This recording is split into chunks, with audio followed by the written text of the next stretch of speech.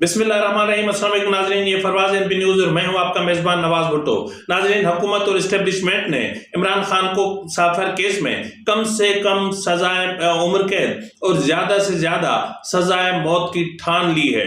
और इस हवाले से गुज़िश्ता रोज़ जो अडियाला जेल में इस केस की समाअत हुई, उसमें एक अदालती तारीख का रिकॉर्ड कायम किया गया। अब ये रिकॉर्ड क्या है, इस पर भी हम बात करेंगे और बात करेंगे कि साइफर के मामले पर अमेरिका और बरतानिया में जो केसेस या मुकदमात अदालतों में दाखिल होने थे, वो मामला कहां तक पहुंचा है और फिर पीटीआई को बल्ला बुध तक वापस मिलेगा या नहीं, या फिर इस हवाले से इलेक्शन कमीशन को नई हिदायत मौसूल होंगी, इन पर भी हम बात करेंगे। और बात करेंगे कि पीटीआई के उम्मीदवार, जितने भी पीटीआई के उम्मीदवार हैं, वो खुद पीटीआई के लिए खतरा बन गए हैं। और अगर ऐसी सूरत हाल में बल्ले का निशान इन्हें वापस न मिला तो पीटीआई के अंदर क्या हो सकता है, पीटीआई के वोट बैंक का क्या हशर होगा, इस मामले पर भी हम बात करेंगे। और बात करेंगे कि आज कागजात नामजदगी जमा करवाने की आखिरी तारीख है, इसलिए जिस उम्मीदवार ने कागजात नामजदगी जमा नहीं करवाए वो जमा करवा लें। और फिर हम बात करेंगे निगरान वजीर आजम अपना अनवारुल हक काकड़ के इंटरव्यू के हवाले से कि उन्होंने पीटीआई के हवाले से सनसनीखेज और चौंका देने वाले इंकशाफात किए हैं। तो नाज़रीन, इससे पहले कि मैं अहम तरीन उमूर की तरफ जाऊं, इनमें से एक अहम मामला निगरान वजीर आजम अनवारुल हक काकड़ का भी है। नाज़रीन, इस हवाले से मैं सबसे पहले चाहूंगा कि निगरान वजीर आजम अनवारुल हक काकड़ के इंटरव्यू के हवाले से बात कर ली जाए। निगरान वजीर आजम अनवारुल हक काकड़ ने इस अपना एक इंटरव्यू में इस्तफसार किया है कि बानी तहरीक इंसाफ पीटीआई की गिरफ्तारी पर ऐसी क्या क़यामत टूट पड़ी थी कि मुल्क भर में जलाओ घेराव किया गया। अब उन्होंने एक निजी टीवी चैनल को इंटरव्यू में कहा कि अनवारुल हक काकड़ ने उन्होंने कहा कि बानी पीटीआई से कबल पाकिस्तान का कोई और सियासी रहनुमा गिरफ्तार नहीं हुआ था। तो सवाल तो अपनी जगह पर है। उन्होंने मजीद कहा कि मुजाहरा करने का हक सबको हासिल है, एहतजाज पुरअमन होगा तो हुकूमत नहीं रोकेगी। अगर उम्मीदवारों के खिलाफ कार्रवाई हो रही है तो इस मामले को देखेंगे। उन्होंने ये भी कहा कि 2013 और 2018 में पीटीआई को वोट दिया था, एक जमाना था जब पीटीआई का दिफा भी किया था। रियासत का मतलब सिर्फ फौज नहीं है, फौज रियासत का जुज़्व है। और 9 मई के वाक़यात से जुड़े अफराद के खिलाफ एफआईआर दर्ज हुई और गिरफ्तारी के लिए छापे मारे गए। उन्होंने कहा कि जो है वो मैं नहीं समझता कि पूरी पीटीआई को 9 मई के वाक़यात के हवाले से देखा जाए। हर पाकिस्तानी का हक है कि वो किसी भी पार्टी का उम्मीदवार बने या फिर वोट दे। अब हुकूमत से उम्मीद थी, उन्होंने कहा कि पीटीआई हुकूमत से उम्मीद थी कि वो गवर्नेंस और मईशत को बेहतर करेगी, लेकिन अफसोस की बात है कि ऐसा नहीं हुआ। तो अनवारुल हक काकड़ ने ये मामला या इन उमूर पर बात की है और शायद मेरे ख्याल में उन्होंने कुछ ज्यादा ही पीटीआई से उम्मीदें वाबस्ता कर रखी थी, या फिर यकीनन जिस मनसब पर इस वक्त वो फायज हैं उनके लिए ये मनसब बहुत अहम है।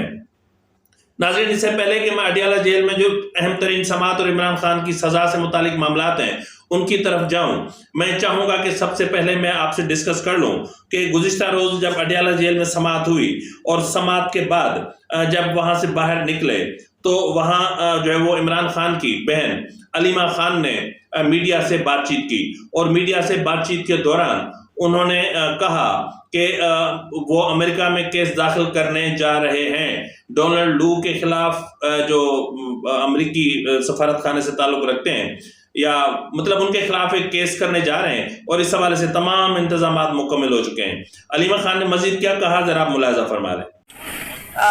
मेरा नहीं ख्याल कि इनके कोई इरादा इमरान खान को बाहर निकालने का, और मैं सिर्फ ये कहना चाहती हूँ कि यूके में और यूएसए में भरपूर तरीके से तैयारी हो चुकी है और वहाँ पे केस फाइल होने जा रहा है।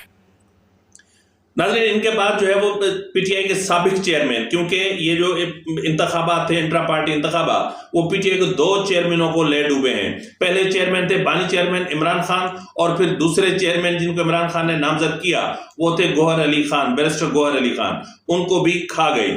तो अब गुज़िश्ता रोज जब उन्होंने उनसे कोर्ट से अडियाला जेल से बाहर निकलने के बाद उनसे बातचीत की गई तो उन्होंने कहा कि मतलब इमरान खान ने साइफर केस के कुछ नुकात ऐसे हैं جن کے حوالے سے عدالتی پروسیڈنگ کا بائیکاٹ کر رکھا ہے، اور عمران خان نے کچھ چیزوں کا بائیکاٹ کر رکھا ہے اور یہ ان کا درست قدم ہے۔ انہوں نے کہا کہ انتخابی نشان کے مطلب جو انتخابی نشان ہے پی ٹی آئی کا، جس طرح ان سے چھینا گیا ہے، اس سے نہ صرف پی ٹی آئی بلکہ ملک میں استحکام اور امن اور انتخابات کے انعقاد کے معاملے پر کئی سوالات کھڑے ہو گئے ہیں، اور انہوں نے کہا کہ ابھی کچھ بھی فائنل نہیں ہوا کہ ہم کہاں پٹیشن داخل کرنے جا رہے ہیں، لیکن اطلاعات یہ ہیں کہ پشاور ہائی کورٹ میں انتخابی نشان کے واپس حصول کے لیے ایک درخواست دائر کر لی گئی ہے۔ اب انہوں نے کہا کہ پی ٹی آئی کا چیئرمین ہمیشہ جو چیئرمین عمران خان تھا ہے رہے گا، اور انہوں نے جو اختیارات یا جو عہدہ مجھے تفویض کیا ہے وہ بھی جوں کا توں رہے گا، کیونکہ ہم الیکشن کمیشن کے فیصلے کو نہیں مانتے۔ سنائپر کا کیس کا ٹرائل ہو رہا تھا، اس میں ایک وقت پہ میں آیا، خان صاحب سے ملاقات ہو گئی ہے۔ ایک ون پوائنٹ پہ خان صاحب نے اس کا بائیکاٹ کیا تھا، اور بائیکاٹ ہے بھی۔ دا ریزن بینگ جس طریقے سے ٹرائل چلایا جا رہا ہے، جس طریقے سے اس کو رش کیا جا رہا ہے، جس طریقے سے پراسیکیوشن آج ہر صورت اپنا ایویڈنس کنکلوڈ کرنا چاہ رہی ہے، ہم سارے سمجھتے ہیں کہ یہ آئین اور قانون کی خلاف ورزی ہے۔ ہم نہیں چاہتے اس ملک میں کسی قسم کی افراتفری ہو۔ اگر آپ ایک پارٹی سے اس کا نشان روک لیتے ہیں تو سب سے پہلی بات تو یہ کہ نیشنل اسمبلی میں 70 ریزرو سیٹس ہے اور پورے ملک میں 227 ریزرو سیٹ ہے۔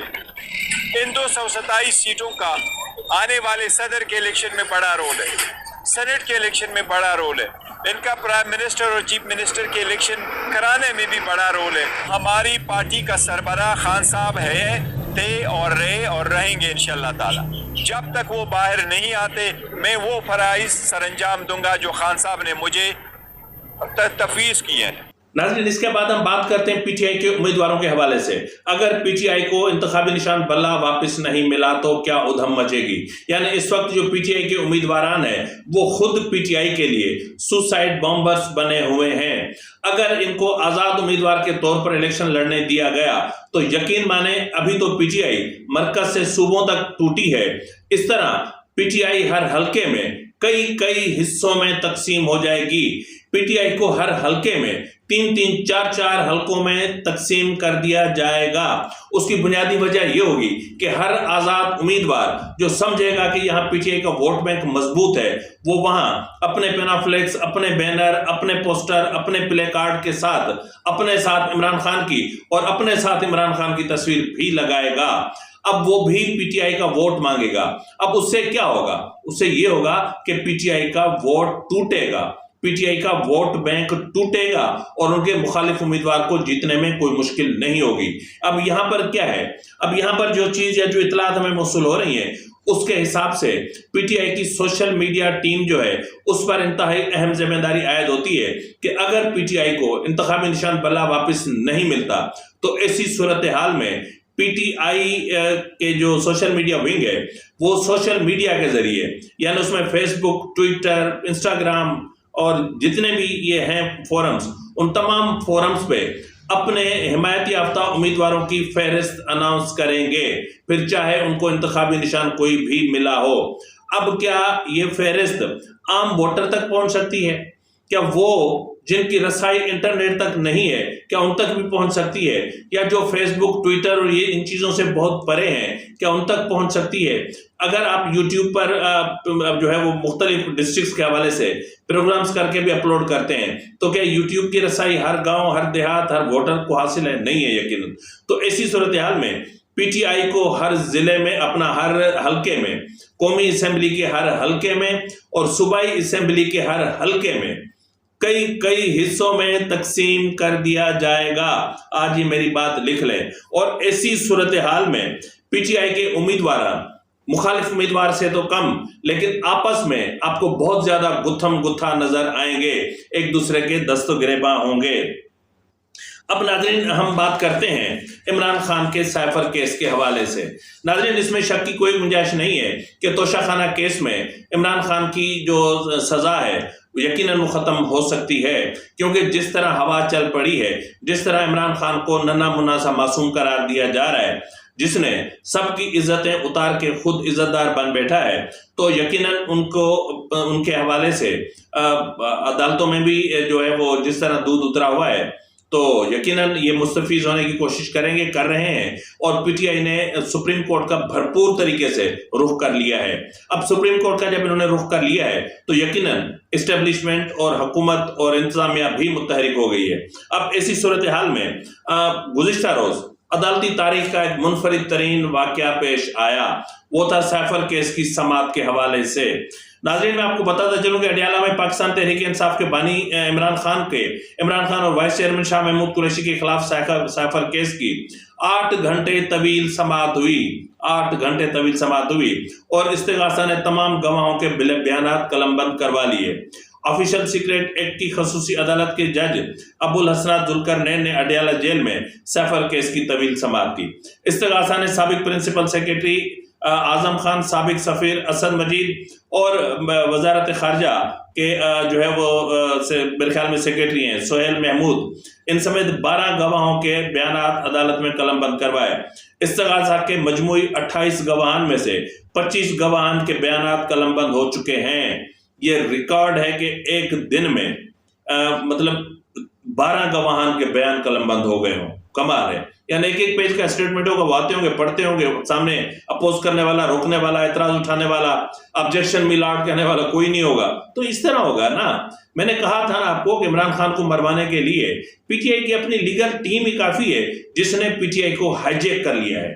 اب P T I Imran Khan کے پاس نہیں ہے، اب P T I Imran Khan کے خاندان کے پاس نہیں ہے، اب پی ٹی آئی وکلا کے پاس ہے، وکلا تنظیموں کے پاس ہے جنہوں نے پی ٹی آئی کو ہائی جیک کر لیا ہے۔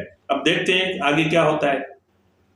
اب جو ہے وہ اپنا اس میں یہ کہا گیا ہے کہ 25 بیانات ریکارڈ ہو چکے ہیں اور 3 گواہوں کو ترک کیا گیا ہے، یعنی مجموعی طور پر 25 رہ گئے، مطلب گواہ پورے ہو گئے۔ اب 3 گواہوں کو، اس میں 2 گواہوں کے بیانات پر جرح مکمل بھی ہو چکی، اور 26 دسمبر کو وکیل صفائی گواہوں کے بیانات پر جرح کریں گے۔ ایف آئی اے کے اسپیشل پراسیکیوٹر ذوالفقار عباس نقوی نے کہا کہ سیفر کیس میں سزا عمر قید یا پھر سزائے موت ہے۔ سپریم کورٹ نے کہا ہے کہ اگر ٹرائل میں کوئی رکھنا آئے تو سرکار ملزمان کی ضمانت منسوخی کے لیے رجوع کر سکتی ہے۔ اگر ملزمان کے وکلا حق جرح استعمال نہیں کریں گے تو اس حوالے سے بھی قانون موجود ہے۔ اب دوسری طرف پی ٹی آئی کے وکلا کا کہنا ہے کہ ہم سے حق جرح چھینا جا رہا ہے، ہم سے جو ہمارے جو رائٹس ہیں وہ چھینے جا رہے ہیں، اور کیس ون وے چل رہا ہے۔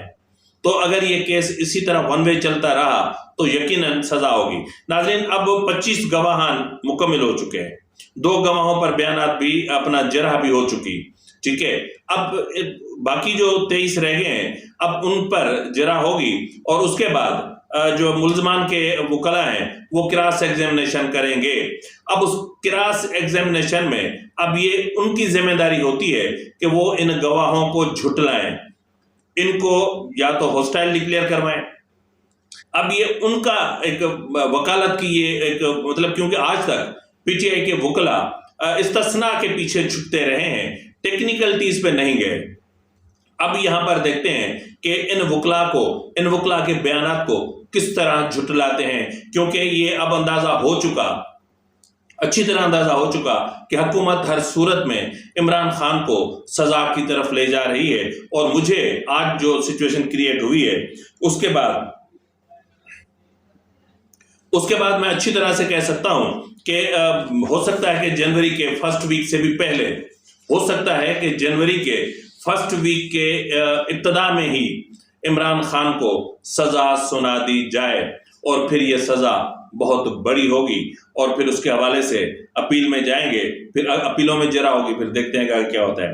ناظرین، عام انتخابات 2024 کے لیے امیدواروں کی جانب سے کاغذات نامزدگی جمع کروانے کا آج آخری دن ہے۔